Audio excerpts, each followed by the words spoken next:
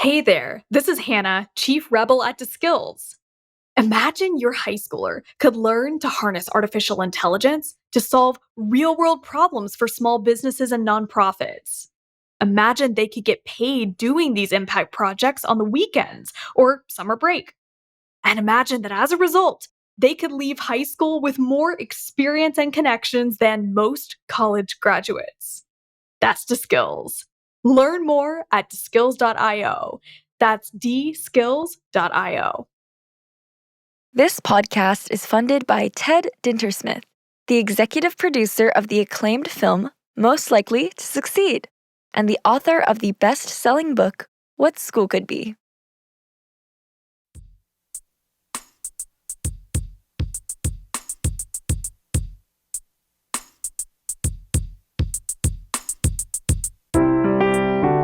Hey everyone, welcome to the What School Could Be podcast.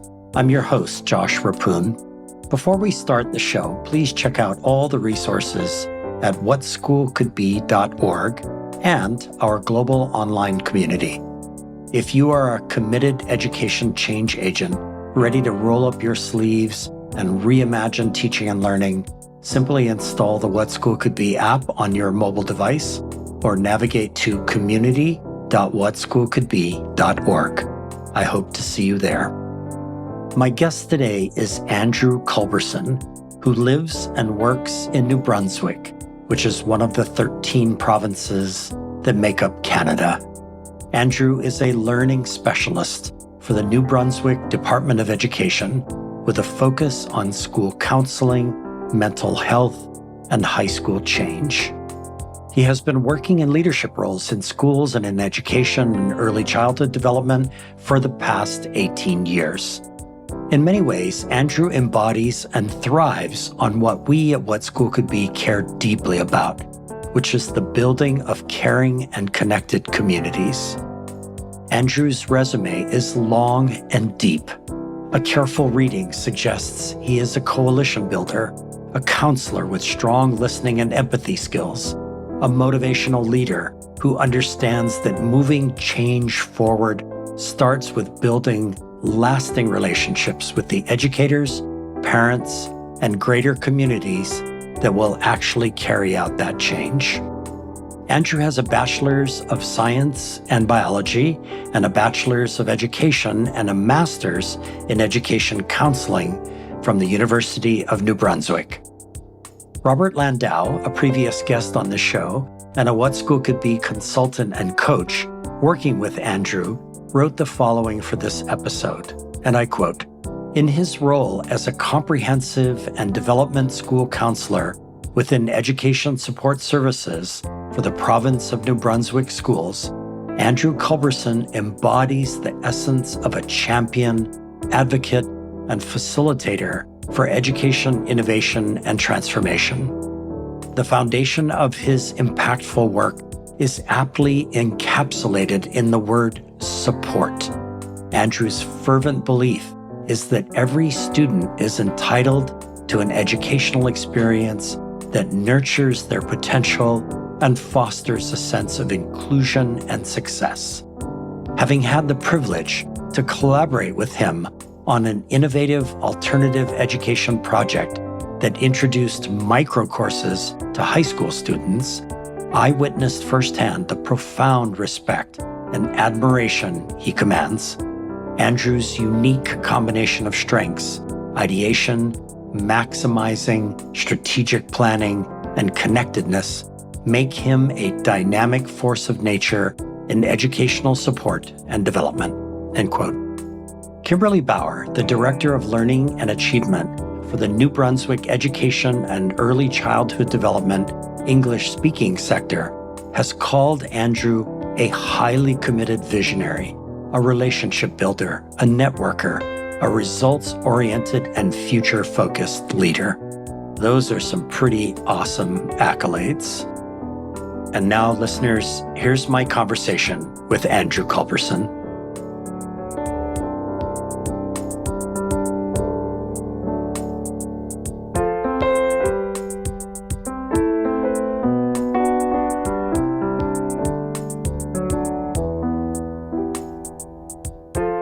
Andrew, welcome to the What School Could Be podcast. Thanks for having me, Josh. Really appreciate being here. So, Andrew, I love stories that involve navigational metaphors. And you grew up in St. John in the province of New Brunswick, and a bit later, Prince Edward Island, but moved back to New Brunswick for grades 11 and 12, where you say you had your greatest learning experience, which was navigating that move and adapting to a school with almost 4,000 students.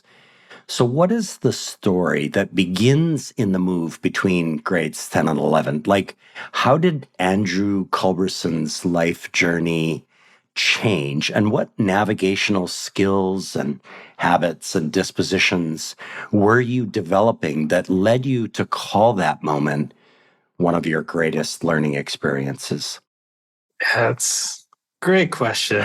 you know, Somebody that grew up moving around a little bit, I really learned at a young age that relationships were key.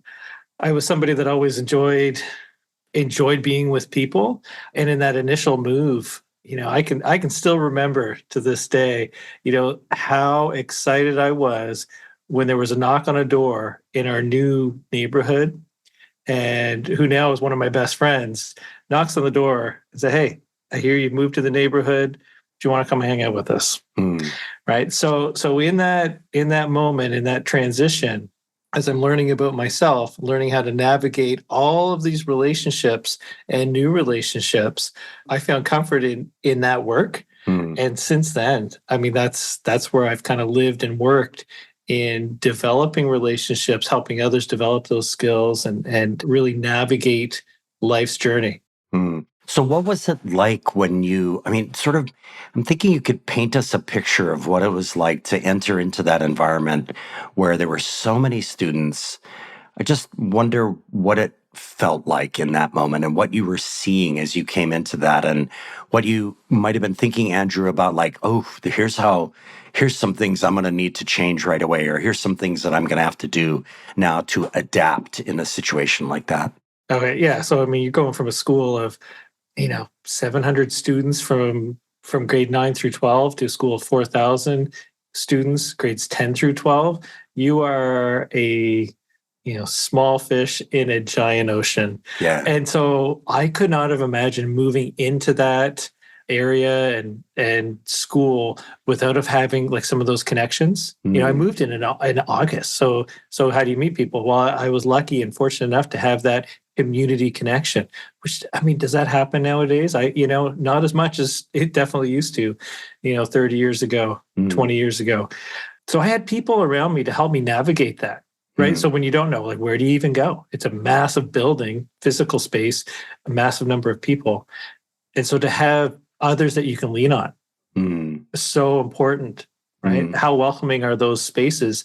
So, you start to gather this information and you don't even know what you're taking in at that point. Yeah. But it definitely had an impact for sure. Yeah. And it sounds like almost right away, you had to start figuring out who those close relationships were going to be as you developed a tribe, if you will. And that tribe was going to help you to navigate through the adjustment and the adaptation that you were going to have to go through, right? Absolutely. Yeah, it's really important. I mean, that sense of belonging, right? Yeah. I attended a session once, a few years ago, and the speaker shared, belonging is standing out while fitting in. I would have loved to have had that way back then, because you're just trying to fit in, right? Yeah. You just want to belong. And how do you do it? Yeah. So finding that tribe, like you say, that's so important. And it really matters. Right? Yeah. It helps those transitions, helps develop that sense. Yeah. And a lot of courage involved there, Andrew. Like it's hard to put yourself out there and to try to figure out who the tribe is going to be. And you have to be vulnerable. I know these are all almost cliche phrases these days, but they're very real, right? I mean, that vulnerability is tough. And especially when you're coming into a big environment like that. So I love that story. And so Andrew, you have been the recipient of a number of wonderful awards, including the 2015 Queen's Bailey Award for Excellence in Secondary School Teaching, the 2017 Turnaround Achievement Excellence in Education Award, the 2023 Evolving Leaders Program, and the 2023 Career Development Practitioner Achievement Award. So it feels to me that when folks receive awards in education, it is because their greater communities recognize and appreciate what is driving the awardee forward. So, Andrew, what's driving you forward? What is the electricity charging the batteries that you run on every day, day in and day out? It really boils down to, can I and am I making a difference in our youth, our children? I mean, I work in the province of New Brunswick. We've got approximately 100,000 students, in this province, K through 12, two sectors, Anglophone, Francophone. And part of what drives me, it's not about recognition, never has been. It's about, can I make a difference? And can I make school a better and safer place to be, to live, to grow up? That's what motivates me. And when you hear those stories of those kids that, eventually find their way, I love being part of that. And Andrew, this is an interesting time span because you go back to before 2015 and then all the way up until almost this year. I wonder if there was a time or a moment even when you began to realize at a sort of meta Andrew level that you were making a difference and that was some fuel in your tank that was, you know what I'm saying? It's like self-combustion engine was getting rolling and you're like, yeah, this is happening. I'm making a difference. Do you remember a time when that happened? It's interesting. You put it that way, Josh, but yeah, I know, like in my core, I know I've always worked to make a difference, and I know I have. It's always been that driving force. Can I want good things for people. And if I can be part of helping that. And so it's never been about acknowledgement. Like I said, it's about helping others find their place, because I know what it's like to kind of be in a new place. I know what it's like to work through things, and can I help others? And that's part of that's why I ended up being a counselor and have loved that role so much. Right now, not practicing in a school, but I get to help that on a more systemic level, through our province as well, which is really cool. Yeah, that's awesome. And we'll get into the systemic part soon. But I love the idea that over time you started to gain experience as a counselor, and then you sort of begin to realize that almost on a person-to-person level, one person, one kid after another, you're making a difference in their lives because you're open, you're listening, you're trying to figure out who they are and what their needs are and how you can help them and how you can make a difference. And as that happens, you gain sort of a sense of confidence in the work that you're doing. Is that kind of a fair way of looking at it? There's like a confidence curve that continues to sort of turn upwards over time in your life?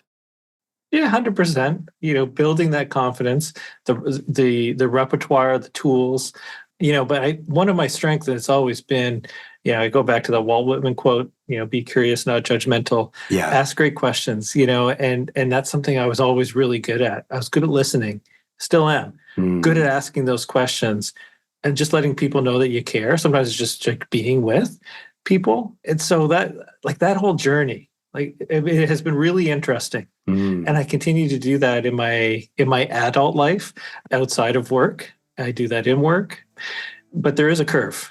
And it's that confidence, right? It's knowing that you can, not that you just want to, but you've got the network, which is important, and the abilities and the strengths to share, right? Don't keep them inside. Yeah, that's awesome.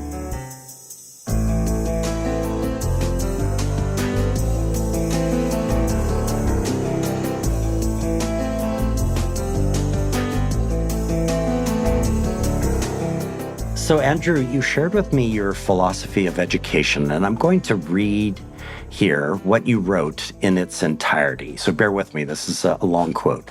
So, quote, I believe that everyone can learn so long as they are provided with the right conditions for learning. I believe that everyone deserves to have an education. I believe that I can have a profound impact on others by my words, actions, and what I choose to make my priorities. I also believe that there are no bad children. Rather, sometimes people make bad choices. I play a role in helping others to learn about their options and positive choices they can make, end quote. So this is a wonderful opportunity to have you expound, Andrew, on what you think are the best, most optimal conditions for learning. And I realize that's a big question, but Oh yeah. what are they? What do they look and sound and feel like here at this point in your life with all of the experiences that you have under your belt now? Oh, it's really about creating that space. And I mean, we can have all types of physical space. You can be learning outside, you can be learning in a classroom. Classroom can be falling apart. And it's not just about the physical space. It's about the people in that space. It's about the leaders that lead from a place within, that are teaching from within, that are providing opportunities for growth for all. Hmm. So that's a huge part of it. And that's, so when I teach, that's where I teach from. I build that community. I build a place where everybody's welcome, everybody feels safe, everybody wants to contribute because they know they can, and they're not going to be, whether they're right, they're wrong, they're close, they're far off, it doesn't matter. But it's about the experience and the journey. It's not about that single fact, which I can look up on Google in 30 seconds. Hmm. So it takes building a certain level of trust and rapport with everybody in that space. And that is a special skill set, I do believe. I think everybody can learn it, Hmm. but it is a special skill set. And it's one that I've been consistently developing and honing. I wish I knew more about this when I started teaching, Hmm. right? And someone sat me down and explained the importance of that. But that's naturally where I was led as I Hmm. started my teaching career. And that's how I ended up in that counseling role, because I could create those environments and quickly, right? Building that trust. So, I mean, originally you're teaching and you're kind of Yeah. stationary, Yeah. like teachers are. And now your position is that you're moving around within the district, correct? Oh, the whole The province. whole province. Okay. So this, Yeah. we're, and Yeah. as you mentioned earlier, like 100,000 students. Yeah. And so as you move around, like this is so fascinating to me, as you move around from place to place, what are the signs and signals that community is being built, therefore meaning optimal conditions for learning are possible? Like what do you see as you move around that tells you or provides a signal that that's happening? So one of the things we didn't have, like, systemically, we didn't really have that kind of tool. And that's actually something we've implemented this year, Josh, to help us with all of that work. So Mm. it's called the Youth Check-in. It's essentially a pulse survey, Hmm. and we designed it through a project that I helped lead to develop a very quick questionnaire for students that connects to the relevancy and engagement in school, their connectedness to others, and their mental health. Mm. And so through that, schools get a report back within 24 hours of completing this 2-minute survey. Hmm. And they do the survey multiple times through the year, but they can pick a question to work on. Like, are they connected?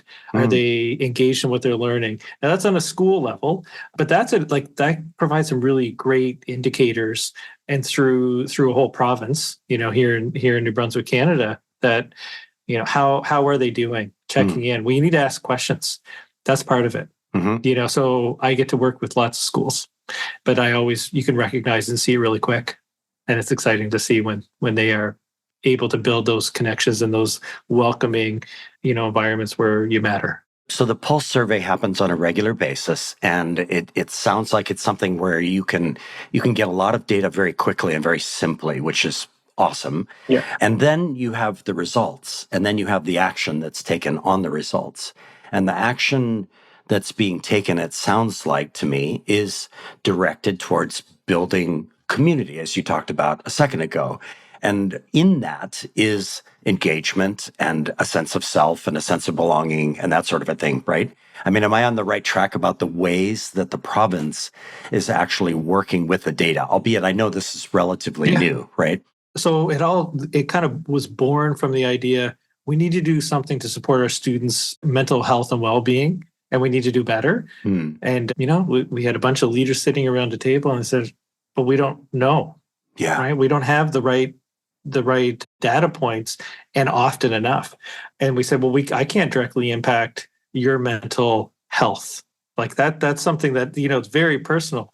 But what I can do is I can impact your engagement in school. I can make sure things are relevant. Yeah. And I can make sure that you have connections with peers and adults. Those things are going to directly impact your mental health and well-being. So we said, let's ask them about their well-being, but let's also ask about some other things that we can provide some really concrete, direct interventions within schools, communities, classes to help support grade levels, right? So it's been really interesting to watch that expand and grow as schools have been providing, interventions to support their own data, which matters to them, right? Wow, Andrew, that's just like, poof, boy, early morning here in Honolulu, and I've already got fuel in my tank because I'm just thinking about like, okay, so the Pulse survey reveals that maybe in this particular, place or with this particular group of kids, the engagement level is down a little bit. And then the reaction is, well, what are we doing to, what can we be doing? What could we be doing to up that level of engagement? And now we're into something very different for teachers. Right? Is that what you're observing now as this begins to unfold? Yeah, it's really hard. I mean, there's been a bit of a perfect storm too, Josh. I mean, so that's one of the projects I work in. As a school counselor, I've come to the position with, various skill sets. Another part of my work has been, 4 years ago, I started looking at engagement data for our high schools, and that really helped fuel a high school, call it renewal, call it reform. I call it advancements. So systemic high school advancements. And the driving force in that was, our students were engaged not enough. Like we're talking 30% of our student population were engaged in the learning. So 70% weren't. Wow. But you flip the numbers, about 70% of the students want to do well. Right. On this other survey, this really lengthy survey that also shares a lot of data points, but these are some of that I pulled out. So 70% wanted to do well, yet 70% didn't fully care. So you know what happened? Our students did well. We have very successful high school students, but yet they weren't engaged. So it doesn't matter as much to them. Right. So we started going down the road of high school changes and advancements systemically to change our system. And that's been happening over the last 4 years. So it's been kind of a perfect storm between the mental health side, which I brought to the table with the high school advancements pieces, because it wasn't just about the classes I take. It's about finding my purpose. Wow, that's so interesting, Andrew, because, on the 70% I want to do well side, for a kid to make that choice, then the mental health issue becomes possibly problematic because now I'm driving myself towards something, but I don't necessarily feel engaged. 100%. And wow, what a remarkable place to be in, Andrew. This is so interesting. All right. So this is a great segue to my last question before we go to our first break. So you shared with me a very cool video of you walking on a bridge over a river, talking about high school and about change and about hope. And while watching, I heard you say something very intriguing, which is that high school is like comfort food. And you asked the question, that's okay, but what else is out there? So why are you asking this question, Andrew? And how do we move folks off of comfort food and towards a more spicy menu, if you will, in high school? Like what kinds of nourishment do kids seek these days beyond the march from chemistry to biology to history to band practice to college? To a career and a pension. And I hope this question makes sense, but you see where I'm going, right? It's like the kids want to be engaged, but you got to find out what it is that they want to be engaged with. And it seems like you're there. You're thinking about this. Absolutely. Josh, you had me at spicy menu. You know, that initial video, that was really, can we get the system thinking about what we could possibly do? Let's get inside out of our comfort zone, inside of the box we know is high school, and how do we make changes? So I started the whole process by trying to pull from the system, what do you want to see as educators? That's where that video came from. Mm-hmm. And so from that, we pulled out all of these different ideas, and then we distilled, where can we start? And so this is what we started down the road, which I'm sure we'll talk about in a little bit, around the idea of developing micro courses. Yes. Mm-hmm. So not necessarily micro credentials, but micro courses, which give you micro credits, which it's not a full semester of learning. Right. That's not how we learn anymore. That's not how our kids want to learn all the time. So we'll probably talk about that in a little bit. But just to preface, we gotta think outside the box. Mm. And if we just keep doing the things the same way, are we truly meeting the needs of our youth? You know, and I don't know that we are. The world's changed. The world's changed so much in the last 5 years, let alone 25. Right. So how do we respond? Well, we got to try to get ahead of the game here. I love that, Andrew. Indeed, we will talk about the micro courses shortly, but you've got me thinking, you know, again, I'm based here in Hawaii, and there is, on the island of Oahu where I live, a middle school principal, and this is a big middle school in West Oahu, I think pretty close to 2,000 students. And she has taken on the spicy menu in a really big way. I think she figured out that the kids want to have these opportunities to engage in these subjects, you know, albeit anything from coding to diving into a particular cultural issue, something like that. And she's creating this menu. And one of the things that's really remarkable to me is that it's the teachers who are getting excited about this as much as the kids, right? So we'll talk about that in a minute after the break. Yeah. But I love that idea. It's such a simple idea. Let's make things more spicy, because the world has become more spicy. Yes. It's not the same world that it was before. And what I loved about that video is that you were in the middle of sort of a thought process, and a camera was on, and you were walking across this bridge, and I thought, wow, what a perfect moment. Anyway, it was a cool thing. Thank you. So, hey everyone, we've been talking with Andrew Culberson, a learning specialist focused on school counseling, mental health, and high school change in New Brunswick in Eastern Canada. Stay with us. We'll be right back.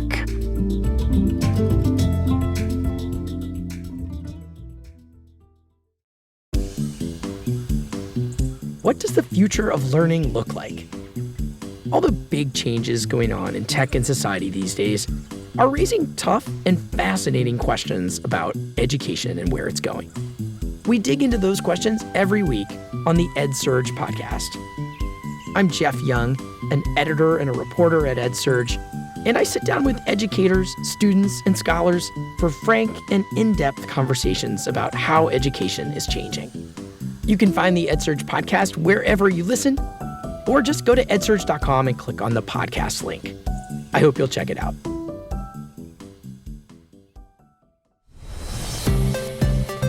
Hi, I'm Ricardo. I'm Mary. And I'm Liz. And we co-host Course Stories, a podcast produced by the Instructional Design and New Media team at Arizona State University. In this podcast, we tell an array of course design stories alongside other ASU online designers and faculty. Join us as we talk to the course design experts about shaping the future of online education. Tune into Course Stories, where innovation meets instruction. Find us wherever you listen to podcasts. Course Stories! Perfection. Hi, friends. This is Toy Hirschman from EntreEd. It is my great honor to uplift this excellent podcast, What School Could Be. As always, we are super excited to support innovation in education. We've been lucky enough to feature some of the incredible What School Could Be educators on our podcast. If you are looking to be inspired by entrepreneurs and entrepreneurial educators and other great minds from across the world, check out the EntreEd Talk podcast, and please like and subscribe and leave a review. Thanks for tuning in. Hey everyone, we are back with Andrew Culberson, who has been working in leadership roles in schools and in education and early childhood development for the past 18 years. So, Andrew, you shared with me a series of videos that feature New Brunswick educators and education leaders and students talking about a shift to personalized learning. And I heard words like student choice, student voice, and the opening of options for kids to shape their learning journeys. So we were talking about this before the break, but the question really is why? Like, what was behind this shift? And where did you all go to see personalized learning in action, assuming that you were like looking for examples of how this worked? And I think, in other words, what is the essential story our listeners need to know about this super interesting shift that you were right smack in the middle of? So where did we go? I mean, we did go into our backyard, Yeah.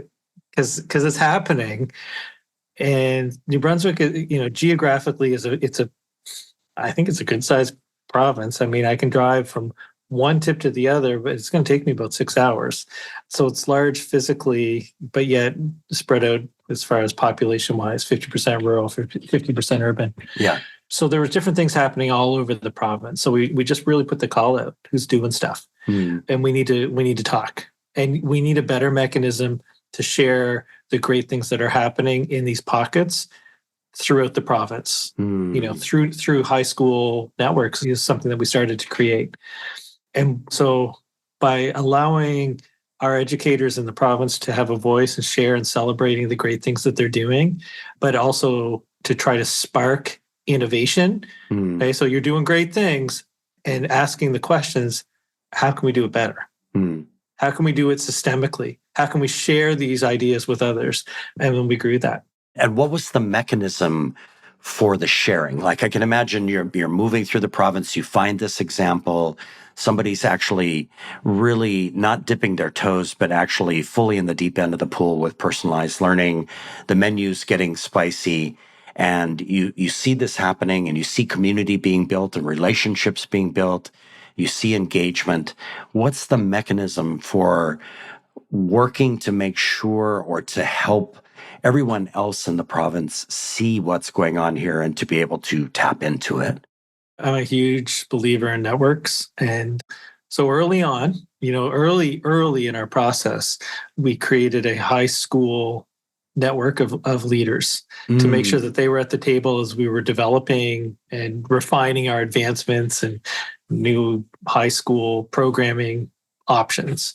So we had leaders kind of spread throughout the province. And what we asked them to do is talk to your colleagues. Like you have administrator friends, you have teacher friends, in your districts. Go back and talk to them. Share what you're doing. So we started to have people visiting these kind of flagship schools, although they're just schools that are doing things, but they were viewed as leaders as well, right? Which is great. And so from there, we actually expanded the idea to create a high school leaders network. And so we put a call out. Do you want to have conversations and solve problems with other administrators from across the province, some of whom you've probably never met? So we actually curated those networks with like-sized schools, like-size demographics, so that they could work at solving problems together. And from that, iterations and innovations. Wow, that's amazing. What a simple idea. Let's have people network and start talking and sharing ideas, right? Yeah. And along the way, the spicy menu options, the personalized learning, and in a second, we'll talk about the micro courses. This information is being shared and then it's being disseminated down, right? That's right. That's what we ask people to do. Share it. Talk about it. Right. Celebrate the good things, right?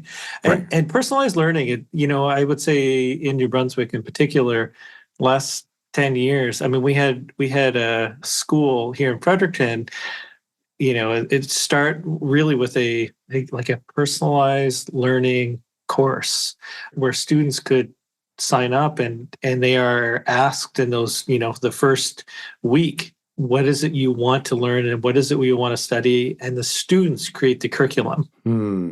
So you could have 25 students in your classroom all doing what matters to them. Right. And the work that these grade 11 and 12, mostly grade 12 students would create. Yeah. Unreal. And so this kind of course, this is spread throughout the province, which you can do that twice towards graduation. You can earn eight credit hours towards your potential 100 credit hours towards graduation. That's totally personalized. Right. Let alone the other options we have. Wow. And Andrew, when you walk in the room, you know it when you see it, right? Yeah. You can feel the energy in a place like that. Okay.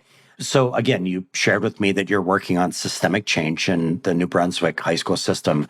And one of those changes involves what we've been talking about before, which is the development of these micro courses. So I think our listeners, Andrew, want to know what this is all about. Like, who is working with you and how these micro course offerings get at systemic issues. Like, why are these micro courses even more exciting, as we mentioned before, to the teachers than they are to the students, which is, that's just a clear sign that you're on to something there. So tell us a little bit more, get us a little bit more into the details of the micro course systemic change process. Ooh, it's an exciting one. So just a little bit of background, Josh. Our courses in New Brunswick are based on 4 credit hours, which equals a 90-hour course, which is taught over a semester. Right. Okay, so multiple periods. I'm just going to multiply by 4. So we part of the high school changes was actually changing our credit system, because we used to be a 1 credit hour it was 90 hours. So the courses didn't change, but we changed the currency on what we, on how we're offering. Got it. Because what we wanted to do is we wanted to create shorter, not versions of courses that never existed before, that are teacher developed, yet learner focused. So these courses are 1 credit hour based on 22 and a half hours of learning. That means over a semester, I can use micro courses. I can combine 4 micro courses and have a full semester course, but have these basically units that never existed come together to create this totally unique experience based on what my learners need, what they want, what the teacher expertise is, where they want to develop. So we're very early on. I don't want to mislead you, Josh, but so we had an initial. So what school could be? We've been partnering really with the network and the movement, and so we had an initial really development day where we brought teachers from across the province together to basically workshop ideas around micro courses. And I don't know, you might find this one funny, but we're like, how can we do this in a fun way? So I invited students from local high schools just for the lunch in the afternoon. I said, you're going to be our Shark Tank. And so the educators in their subject matter groups developed course ideas and had to develop a presentation in the morning. And then in the afternoon, they had to pitch their idea. Each subject matter, they got to pick one of their best idea to pitch it to the students. And so the students, they were like a real Shark Tank. It was pretty awesome.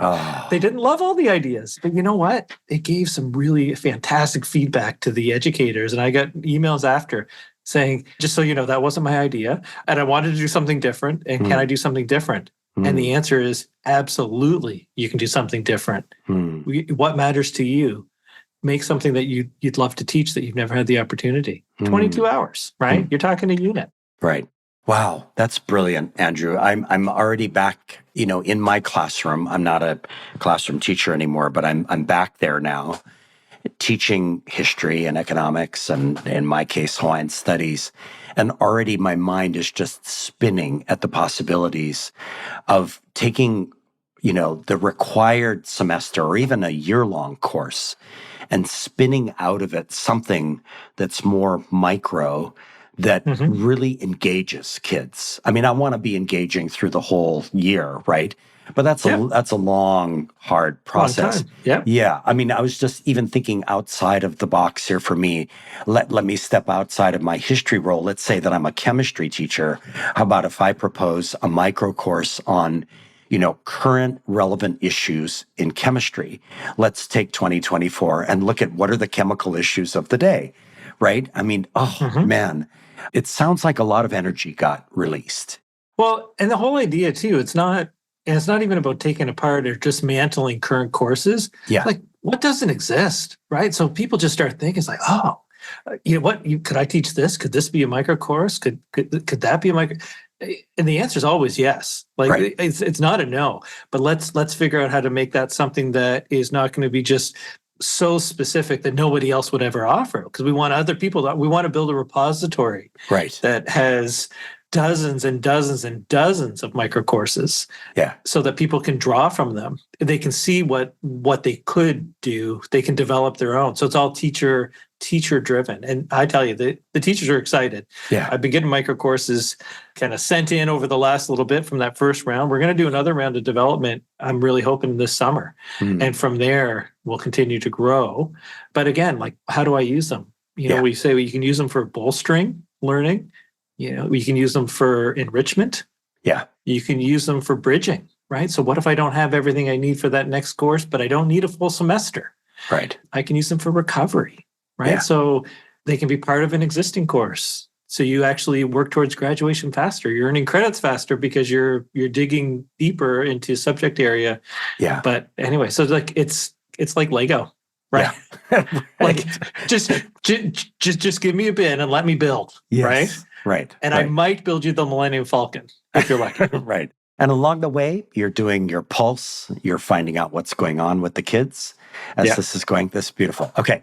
All right. So perfect segue then to you provided me with the New Brunswick Education and Early Childhood Development Annual Report for 2022-2023 and something titled the High School Companion Document. And I dug deeply into both and found this paragraph in the former, which I'm going to read verbatim here, Andrew. So, quote, in the Anglophone sector, we saw an increase in the percentage of high school students actively engaged in post-secondary and career pathway exploration, including more engagement in My Blueprint. Helping our students prepare for life after high school is a strong focus for the department, and these results were encouraging, end quote. So what is the My Blueprint concept? How does it work? And in what ways does the metaphor of the My Blueprint, which I love, help build a greater understanding of student engagement? Like, what is encouraging and how are you building on your successes in this process?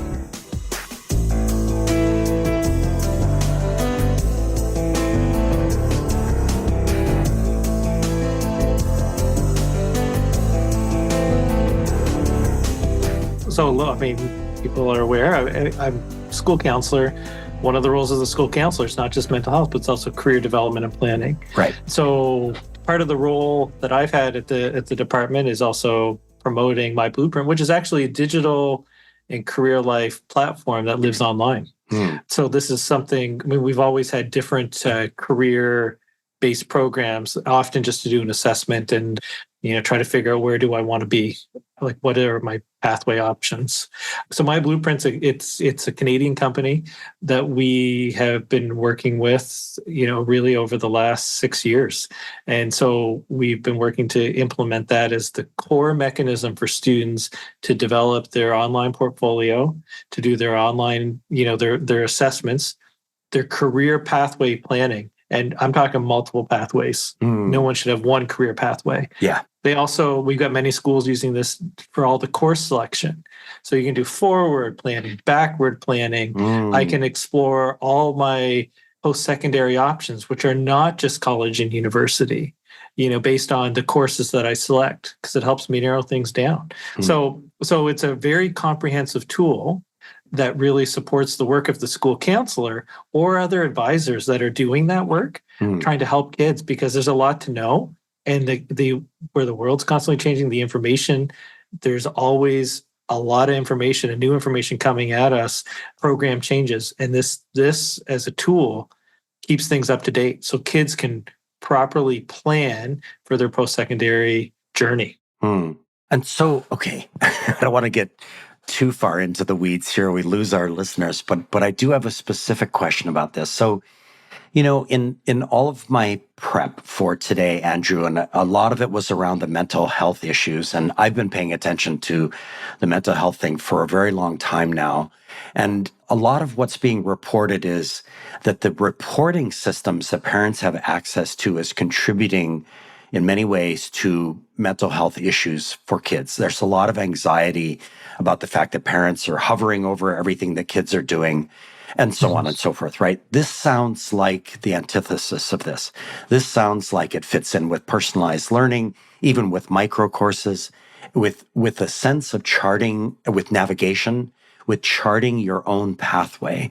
And that my blueprint gives you the opportunity to actually build it, but also build it in a little bit of a public way so that people can see it. They can see your journey. You see where I'm going with this? Yeah, I mean, a part of my blueprint is the big piece is an e-portfolio, Mm, which we encourage students here in New Brunswick. All high school students should have one. Don't just have a resume. You need an e-portfolio. yeah, Document your learning. What are you excited about? Where do you want to go? So the nice thing about that is too, you can have multiple portfolios and you can share those out. right. And you choose who gets the link and who has access. Mm, And so it's really neat to watch that growth and to record. I mean, kids and social media, they're really good at that. And this can just be another one of those platforms for them to share, but very pointed. You say, mm, use it with your employers, use it with your post-secondary institutions, share the link with them in your application, especially if you've done those personalized learning, courses, share the amazing things you've done that don't and aren't represented on a transcript. right. Right. And you're also sharing, as you mentioned before, past, present, and future. You can draw Yes. from the past. You can go way back if you want to, right? To report on Yes. things that have been engaging to you or you felt learning was happening. Is that That's right. okay? Yeah. So let me come at this from a slightly different direction. What is the essential skills achievement pathway? Like, what are the essential skills and how is their acquisition and use documented specifically in my blueprint? So the essential skills achievement pathway is a really unique pathway in New Brunswick to graduation. So they're not going to be required to have the same number of credit hours. Actually, they don't need a certain number of credit hours. They need a few courses, but they're really learning by hands-on, Hmm. small classroom instruction or not instruction because it's through exploration. Right. And it's through mastery of skill. I can't tell you all the skills because it's a huge booklet of skills, but they have to show that they can know Yeah. what they know and they can do. Hmm. And so it's totally a different way of learning, but it's a lot of it's learning by doing. A lot of the classrooms are set up. They're solving problems in their communities, school, or beyond, Hmm. and they may be physically making something. They may be creating content. The list goes on. It's Right. very open, very personalized. We've had some great success stories. Hmm. Kids going straight into college from this program, Hmm. and we've had kids going into university and some just straight into the workforce Right. because of the skills that they're developing, which are also being recognized by both our local colleges and universities. Wow. And there must be all sorts of conversations, Andrew, going on with your province business communities, right? Because this is different. Wow, that's awesome. Okay. So before we go to our second break, one more question, and it's kind of a left turn.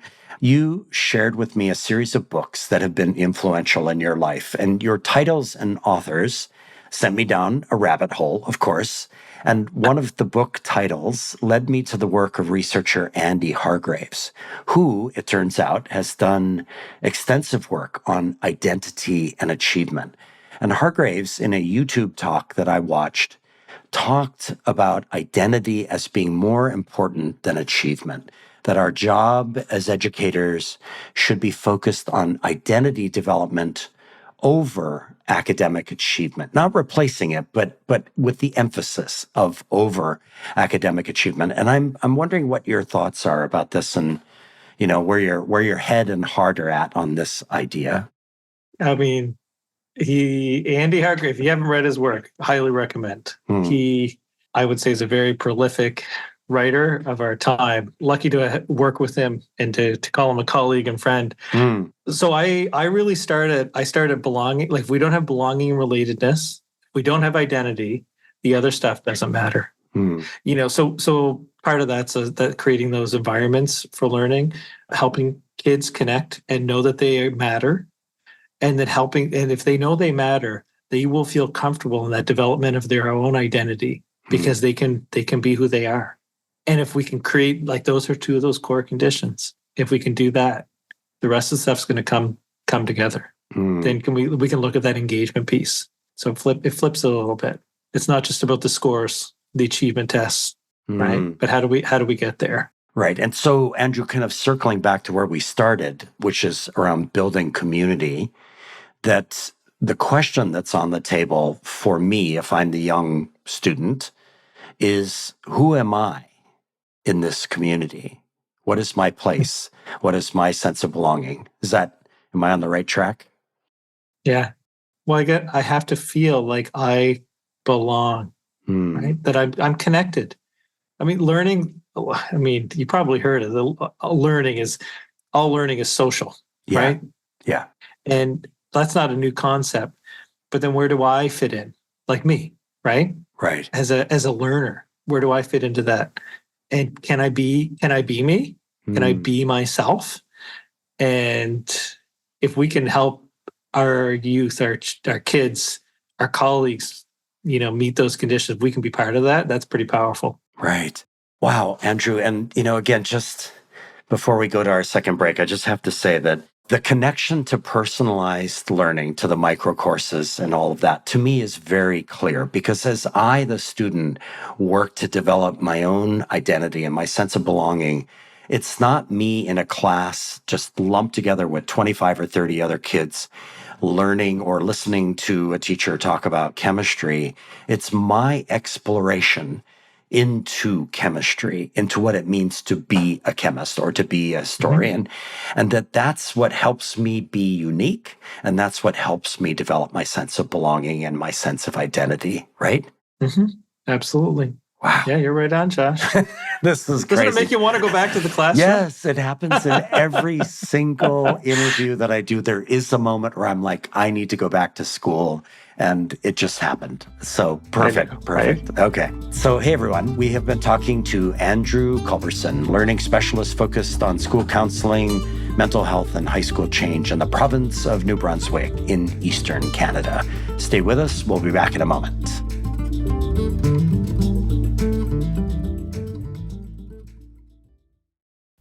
Hi, fellow educators. I'm Steve Shapiro, and like you, I'm excited about the possibilities of what school could be. Please check out my podcast, Experience Matters, where I talk to guests ranging from big national thinkers like Daniel Pink and Tony Wagner to recent high school graduates about the most profound learning experiences of their youth. Then we dig into the implications for how we can reshape schools to produce powerful breakthrough learning for all of our students. Education can take many forms, but whatever form it takes, experience matters. Hey there. Are you interested in hearing weekly conversations with authors, leaders, and practitioners at the forefront of learning and education innovation? Then you'll love the Getting Smart podcast. This podcast amplifies the incredible work being done by some of the most innovative minds in education. Learn new leadership styles, new technologies, new frameworks and mindsets, and get the fuel you need to stay motivated and curious. Together, we can empower all learners to thrive. It's available at gettingsmart.com or wherever you listen to podcasts. Are you ready to shake things up in the classroom? Then get ready to blast off into the future of education with the Teacher Nerds podcast. Join Joe DiPaolo and Ron Nober as they share their own experiences, as well as talk with guests who are experts and innovators in education. From engaging teaching techniques to the latest educational technology, this podcast is a must-listen for anyone passionate about the future of learning. Subscribe and get ready to learn with the Teacher Nerds podcast. Hey everyone, we are back with Andrew Culberson, In many ways, Andrew embodies and thrives on what we at What School Could Be care deeply about, which is the building of caring and connected communities. So, Andrew, in that same list of book titles you shared, is this title, Strengthening Mental Health Through Effective Career Development by Redekop and Houston. And this is a topic, as I mentioned before, I've been thinking a lot about for a very long time. So let me ask you this. I wonder, Andrew, that our Western conversations about mental health treat it almost like the flu, like something airborne that we cannot avoid and just have to manage when it hits really hard. And my theory is where kids are working to find a purpose, where people are effectively developing careers and jobs they care about and even love, we find well-being and good mental health. And I wonder what you think best strengthens mental health and what is happening in New Brunswick that represents a systemic approach to mental well-being. So some pretty amazing things. When I started working for the Department of Education, one of the things that we quickly realized that really wasn't being promoted out there was that career development really is a mental health intervention. Yeah. So good career development, not forcing people down a pathway, but helping people understand the pathways and options that exist to them. Because part of being happy, part of happiness and finding joy in life is understanding that you have choice, that you can change, that you can make a difference, that you can do things. So developing that self-efficacy. And so we really doubled down on career development as one of those tools, not to be shoved to the side. We'll look at it later, but it's something that we can all influence as educators, as learners. Is something we are all, like, we're never done. We're always developing, right? So we took a look at that approach, that we can impact our well-being of students by focusing on career and helping them understand their opportunities. And along the way, as you pulse survey, it sounds to me like data was emerging that created even more than a correlation, possibly causation, that sense of a pathway and of some control over the navigational process. Let's say for me as the young learner in middle or high school, that there was almost causation here in terms of well-being and a sense of happiness and a sense of engagement. Was that emerging, or has that been emerging at the same time? I know it's early, but Absolutely. I mean, we ask the questions, even to the youth check-in for our learners. Do they understand? Essentially, do they understand that they have pathway options? Yeah. And we wanted to tap into hope, because that's a big piece of it. Right. And so that idea that I can cope today, I can cope tomorrow, I can cope 6 months down the road, and I don't even know what's coming. And that's part of that work of Dave Redekop and Mike Houston. If we can tap into someone's hope for the future and what they could be, what they could do, how they could contribute, and then all of a sudden, I didn't have meaning, but now I do. You know what? I'm going to be okay. I have to ask you an in the weeds question here, because again, in my home state in Hawaii, we have a pretty remarkable academy and pathway system developing. I think we have almost close to 30 high schools now that have developed this. What are your thoughts, Andrew, about that choice? Like if there are 7 academy pathways, including, healthcare or engineering or, technology, that I have a choice at somewhere along the pathway that I can say, maybe this is not for me. Is it better to have more choice, or is there data that suggests that kind of hanging in there, being resilient, hanging in there with what you're working on? What are your thoughts about that?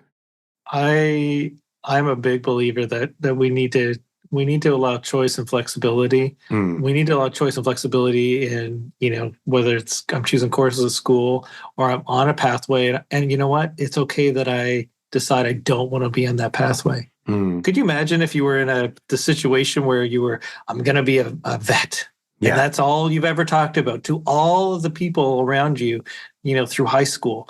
And then you get to the point at the end of high school and you're starting to question. Well, that's okay. Yeah. But then that idea, well, what if I disappoint the people that I told I was going to be a vet? Yeah. And so now you're going through the process because everybody's been supporting you that you're making the shift now. And so normalizing options and choice and flexibility is really important, because if we force kids to get and youth to get, basically pigeonholed into something, then they may feel trapped. And so as soon as you feel trapped, what do you feel? I don't have choice. Yeah. Well, if you don't have choice, are you going to be happy? Yeah. Right? Yeah. Wow. Well said. Well said. Okay. So Andrew, I'm going to return to this Shark Tank thing. So I wondered that if you were on a Shark Tank style show, what educational idea would you pitch to the Tanks panel? And you replied that you are an ideator with lots of ideas, but if you share them, someone might steal them. So fair enough, Andrew, but I'm going to ask you to give a gift to the world here and share one of your ideas. Release it here and let it go where it may. So what is an idea gift from Andrew Culberson to the world here on this Shark Tank stage?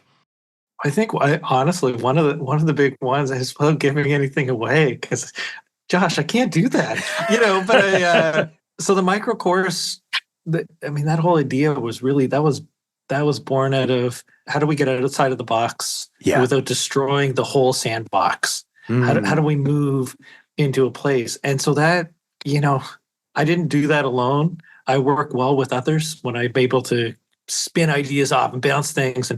And when we landed on that, Josh, like the idea of, can we just create shorter courses? Yeah. Why didn't we have those before? And you know what? It's added a whole layer and level of excitement through the system. It's been pretty awesome. Those that have been part of development. Yeah. Wow. And so I guess this the idea, why do you have to keep doing things the way you've been doing them? Right. Right. Right. And I guess my other Shark Tank idea, if we could develop an online tool that was essentially able to process all of the information and then feed it back to us. Oh, wait, ChatGPT, that's already exists. Yeah. Okay, so we're good. We already have AI. Yeah, and that's the subject of a whole nother interview, another conversation, Andrew, but we are at that moment. And I'm feeling that sense of urgency directly connected to what you're talking about with personalized learning and with ideas like micro courses, is that AI has landed at a beautiful moment.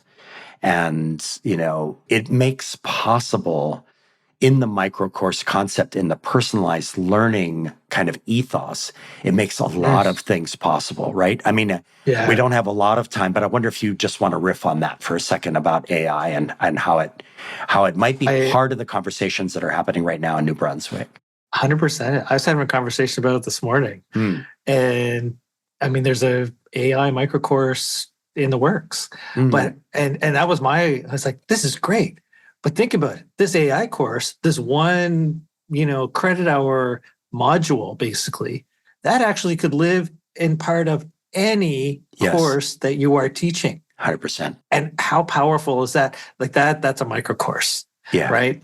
So, but to leverage AI, and I get credit for understanding how can I leverage AI for this course and the work I'm doing. Yeah. Those are the skills of tomorrow, right? It's not about diminishing soft skills, which I told you that. I don't even like to talk about soft skills. Yeah. But how do we leverage AI to empower students and help them develop those social emotional competencies? Because those are, I guess, the quote unquote soft skills. Yeah. But they're not. Those are the skills of tomorrow. Yeah. Right? Wow. Awesome.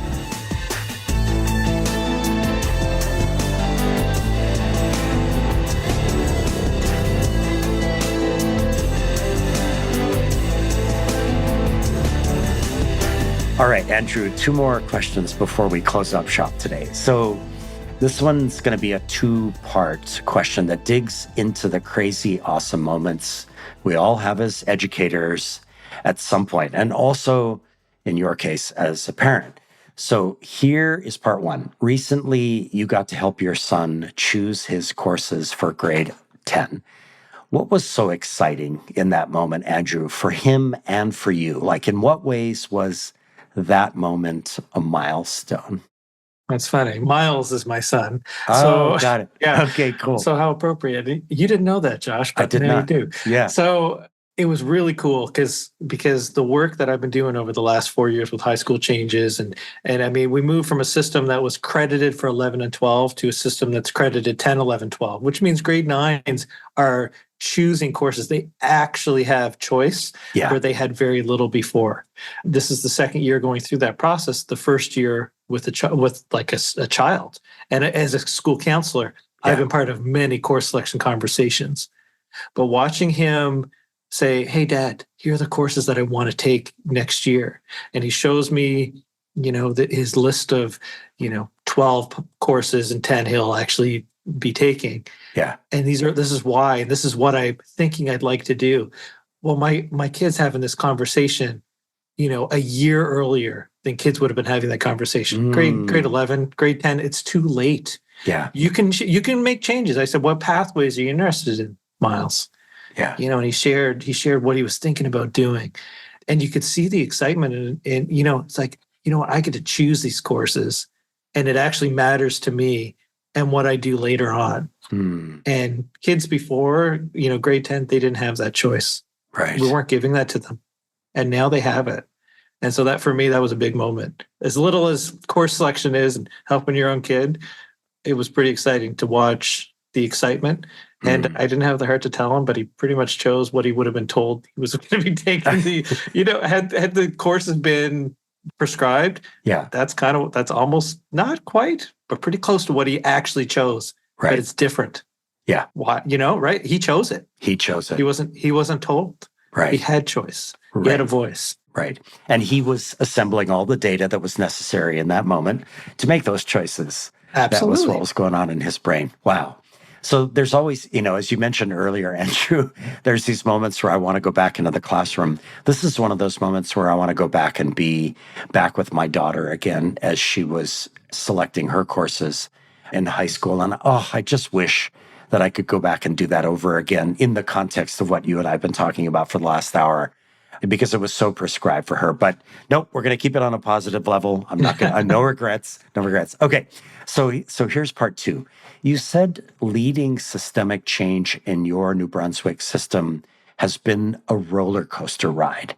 So how so? Take us briefly through the ups and the downs, the steep drops and the subsequent high points and rushes of energy, Andrew. So leading change and working as really a systemic leader, it's not all awesome all the time. Yeah. Not everybody agrees with everything you do, but everything you do is pretty public. Yeah. And it's not like you're just working with, a school population. I'm working potentially with the province. Like I would run meetings that would be open for anybody in the province to come, parents to come and hear about changes and provide feedback. And so I'd have to take all of that feedback, some very positive, some constructive criticism, some negative criticism. Yeah. And I'd have to digest that and kind of I'd have to be able to pivot, which some things we did. We listened, but that's part of that roller coaster ride. If you're willing to listen, you know what? You get to go back up again. Yeah. You get to ride, and the best part is that ride, that anticipation, and as things are going to roll, and then you let them happen. Right? That's a roller coaster is a great analogy. Right? I only need to be pulled up once. Right. To the top, and the rest of it, right, is gravity. Right. Just let me go. Right. And along the way, it's ideate and change, and then feedback, and then ideate and change and feedback, right? Yeah. I think I go back, Andrew, even to the beginning of our conversation today and talking about your rising curve of confidence. And that rising curve has to do with how you kind of weather, if you will, the roller coaster ride as you're going through it, right? That's what happens when you're in the middle of systemic change, not just tweaking something, right? That's right. Yeah, and it is very iterative. right? You have to, but you have to be open. Yeah. And you can't go into situations making the assumption that you have all the answers or you even have the right answers. Yeah. But you know what? You have a possible solution, and let's talk about it. Yeah. Right. And so being open to discuss, and I think that openness, people appreciate that. Yeah. Right. As a leader, that you're open to working with them. Yep, because everything that they have to say, everything they have to feed back to you is legit. That's right. It's what they're feeling and what they're thinking, and it needs to be actualized in that way. That's great. That's right. All right. So, Andrew, I love to end episodes by giving my guests the opportunity to shout out a giant upon whose shoulders they stand. That coach, mentor, guide, advisor, friend, sponsor who made all the difference in the world. And in your case, that person is Kimberly Bauer, a leader you said helped you understand the importance of systemic work. So who is Kimberly Bauer, and in what ways do you carry her and her approach to systemic change with you in your proverbial backpack each day? Wow. Kimberly she's been a huge advocate. So she was, when I started at the Department of Education, she was and she just retired with the eclipse, literally. But she was our director of learning and achievement. So essentially director of curriculum for the whole province. Kimberly has been an innovator and huge supporter. Anyway, so from my start at the department, I was working on the fringe with our curriculum team because my role is really on the education support services team as school counselor lead. But then she saw some of these other things in me and was able to pull me into the curriculum world, so to speak, to help lead the systemic change, which ends up being a lot like, leading those individual change sessions in a counseling session, right? Yeah. So working with people, coming alongside people, just a wonderful way in helping others around her learn that it's kind of like a farmer, right? Yeah. Like you plant the seeds, you water, you wait for some growth, you fertilize, you do all the things to create the conditions and to let everything kind of take its course, and you know where you're going. And she would do that, right? In a way that empowered the people around her.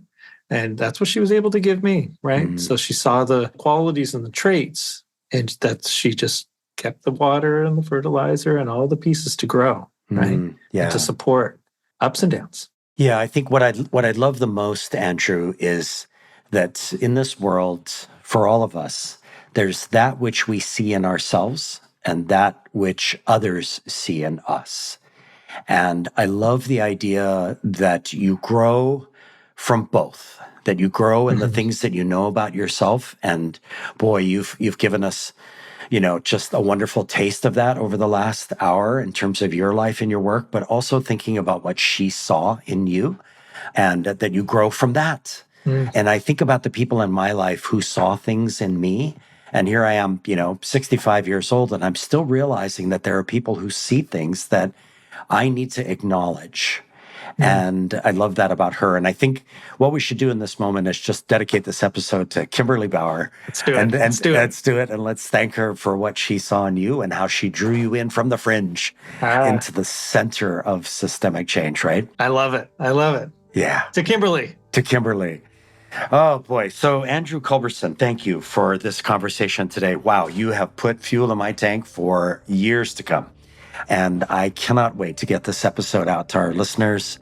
And so really appreciate you engaging with me and providing me with just a ton of materials to work from. I'm super excited for the work that you're doing in New Brunswick, and I'm excited to bring that work to a larger audience. And man, here we go, right? It's all just beginning at this point. You're just getting rolling now. Just take me to the top of the roller coaster. There we go. Let me go. That's it. Thank you, Andrew. Really appreciate the time. All right. Thanks, Josh.